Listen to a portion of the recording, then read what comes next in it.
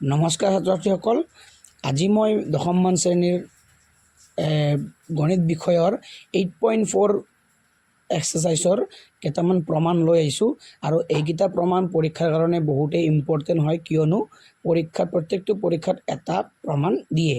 তো তোমালোকে এইকেইটা ভালদৰে চাই যাবা বা মই যেইকেইটা কৰাই দিব চেষ্টা কৰিছোঁ, কেইটা পাৰোঁ, তো তোমালোকে ভিডিঅ'টো অন্তলৈ চাবা। পোনপ্ৰথমতে মই ৰাখিছোঁ 8.4ৰ 5 নম্বৰৰ 1 number কুৱেশ্যনটো, cosec theta minus cot theta whole square equal to 1 minus cos theta by 1 plus cos theta। তাৰ মানে মই বাওঁফালৰ লগত সোঁফালটো সমান দেখাব লাগে, সেইবাবে মই লেফ্ট হেণ্ড ছাইডটো ইয়াতে লৈ ল'লোঁ। তো ইয়াতে লিখি ল'লোঁ লেফ্ট হেণ্ড ছাইডটো cosec theta minus cot theta whole square।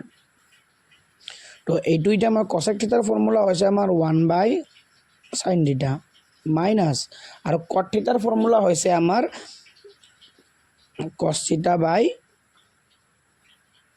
sin theta। তো এইটোক মই নিৰ্দিষ্ট মান বহাই ল'লোঁ। ইয়াতে তোমালোকে ছাইডত লিখি ল'ব পাৰা যে cosec thetaৰ ফৰ্মুলা তোমাৰ 1 by sin theta আৰু তোমাৰ cot thetaৰ ফৰ্মুলা তোমাৰ cos theta by sin theta। ইয়াতে মই লিখি থৈ দিছোঁ, তোমালোকে যদি ফৰ্মুলাবোৰ লিখি লোৱা ছাইডত তোমালোকে লিখি ল'ব পাৰিবা। এতিয়া আমি এইখিনি কৰিম তোমালোকৰ যে এই দুয়োটাতে আমাৰ যিহেতুকে ছেইম আছে, লসাগু আমাৰ ছেইম হ'ব, তো আমি sin থিটাই লিখি দিব পাৰোঁ। আৰু ইয়াতে মই ওপৰতটো ছেইম হৈ যাব, যদি আমাৰ লসাগু ছেইম হয় তেতিয়াহ'লে ওপৰতটো আমি যেনেকৈ আছে সেনেকৈ লিখি দিলোঁ আৰু মই হোল স্কুৱেৰ দি দিলোঁ ইয়াতে হ'ল। এতিয়া মই ছেপাৰেটকৈ যদি ভাঙি দিওঁ যে স্কুৱেৰটো মই এইটোৰ লগতো দি দিম আৰু স্কুৱেৰটো মই এইটোৰ লগতো দি দিম, তো ইয়াতে কি হৈ যাব 1 minus cos হোল স্কুৱেৰ, আৰু ইয়াতে দি দিম মই, ইয়াতে যদি এটা আছে তো ডাইৰেক্ট মই স্কুৱেৰটো সাইন স্কুৱেৰ থিটা বুলি দিব পাৰোঁ হ'ল ইয়াতে। এতিয়া আমি যদি মই এইটোক যদি এনেকৈ ৰাখি দিওঁ 1 minus cos theta whole into 1 minus cos theta, এইটো আমাৰ তাৰমানে a minus b হোল স্কুৱেৰত পৰিল। তো মই এনেকৈ লিখিলোঁ আৰু সাইন স্কুৱেৰ থিটা মানে এটা ফৰ্মুলা আছে আমাৰ ইয়াতে কি যে সাইন স্কুৱেৰ থিটা প্লাছ cos স্কুৱেৰ থিটা ইকুৱেল টু 1। তো মই লিখিব পাৰোঁ যে সাইন স্কুৱেৰ থিটাটো যদি মই ৰাখি দিওঁ ইয়াতে, তো আমাৰ এইটো প্লাছত আছে, এইফালে গ'লে কি হ'ব মাইনাছ, তাৰ মানে কি হ'ব 1 minus cos square theta sine square থিটা, মানে কাৰণ মই সাইন স্কুৱেৰটো লাগে, তো প্লাছত আছে যদি এইফালে গ'লে কি হ'ব মাইনাছ 1 minus cos স্কুৱেৰ থিটা, সেইকাৰণে মই ইয়াতে লিখি দিলোঁ হ'ল। এতিয়া আমাৰ এইটো যেনেকৈ আছে লিখিলোঁ মই 1 minus cos theta আৰু তোমাৰ 1 minus cos theta।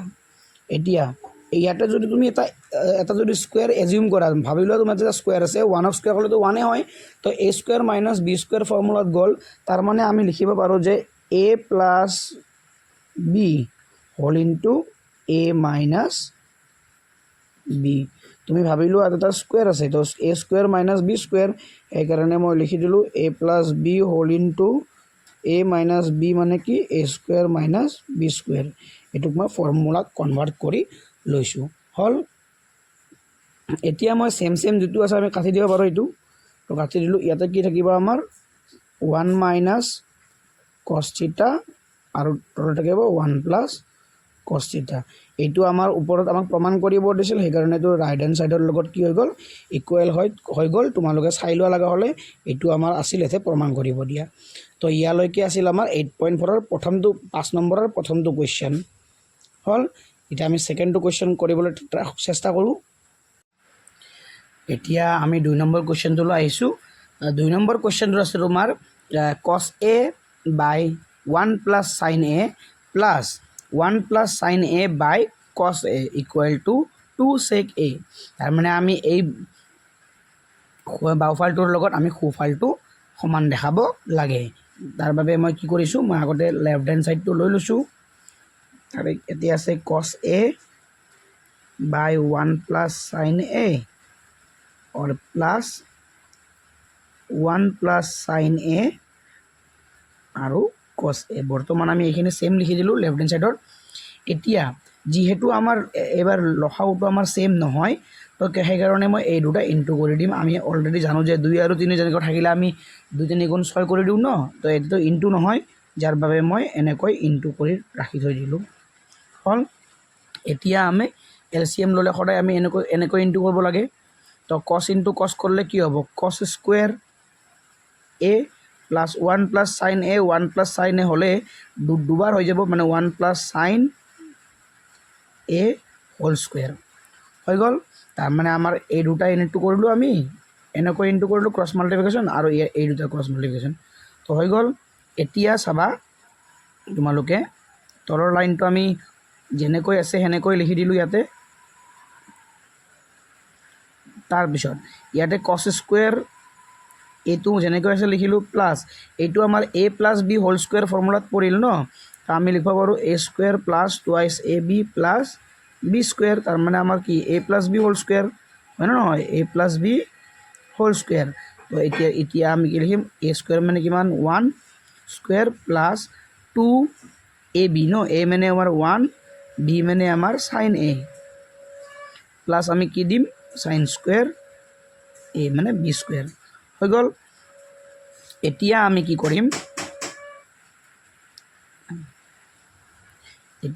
কৰিম, যে 1 প্লাছ চাইন এ যেনেকৈ আছে আমি সেনেকৈ লিখিলোঁ এই তলৰখিনি। তো আমি জানো যে কছ square A plus sign square A already আমি তেতিয়া পাই গৈছোঁ, এইটো আৰু এইটো যদি আমি স্কুৱেৰ কৰি প্লাছ কৰোঁ কি হয় আমাৰ 1 হয়। তো এই দুটাৰ যদি আমি গুচাই দিওঁ কি দিব পাৰিম, আমি 1 বুলি দিব পাৰিম। হ'ল। ইয়াতে লিখি দিলোঁ মই কছ square A plus sign square a equal to কিমান 1, যাৰ কাৰণে মই ইয়াৰ ভেলু কছ স্কুৱেৰ আৰু চাইন স্কুৱেৰ মিলাই কিনে কিমান লিখিলোঁ 1, আৰু ইয়াতে অলৰেডি এটা 1 স্কুৱেৰ আছে, তাৰমানে কি হ'ল 1, প্লাছ ইয়াতে 2 1 যা কিমান 2, আৰু 2ৰ লগত চাইন ইনটু কৰিলে 2 চাইন এ হৈ গ'ল। এতিয়া আমি নেক্সট লাইনলৈ যাওঁ। এতিয়া 1 1 প্লাছ কৰিলে কিমান 2 প্লাছ 2 চাইন এ, আৰু তলৰ যেনেকৈ লাইন আছে আমি সেনেকৈ লিখি দিলোঁ। হ'ল। এতিয়া চাবা দুটাতে আমি এটা বস্তু কমন ল'ব পাৰোঁ, কি এইটো 2 কমন ল'লে কি থাকিব 1 প্লাছ চাইন এ, কিয় 2 1 যা 2 ইনটু চাইন এ 2 চাইন এ, আৰু ইয়াতো মই লিখিলোঁ 1 প্লাছ চাইন এ হোল ইনটু কছ এ। তো দুয়োফালে আমাৰ ছেম দুটা আছে, 1 প্লাছ চাইন এ 1 প্লাছ চাইন এ আমি কেঞ্চেল কৰিলোঁ, থাকিল কি আমাৰ ইয়াতে 2 বাই তলত কি থাকিল কছ এ। হ'ল।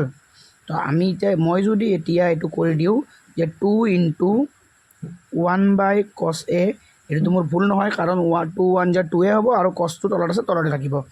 তো আমি জানো যে 1 বাই কছ এৰ ফৰ্মুলা কি আমাৰ চেক, 1 বাই কছৰ ফৰ্মুলা হৈছে আমাৰ চেক, আৰু অলৰেডি 2 আছে, তাৰমানে ইয়াতে 2 চেক এ হৈ যাব। তো আমাৰ এতিয়া ইয়াৰ আমি ৰাইট হেণ্ড চাইডৰ লগত আমি এইটো সমান পাই গ'লোঁ। হৈছে, এইটোৱে আছিল আমাৰ ইয়াৰ এনচাৰ। তুমি চাই লোৱা লগা হ'লে ৰাইট হেণ্ড চাইডত আমাক 2 চেক এ পাব দিছিল, তো আমি 2 চেক এ পাই গ'লোঁ। হ'ল।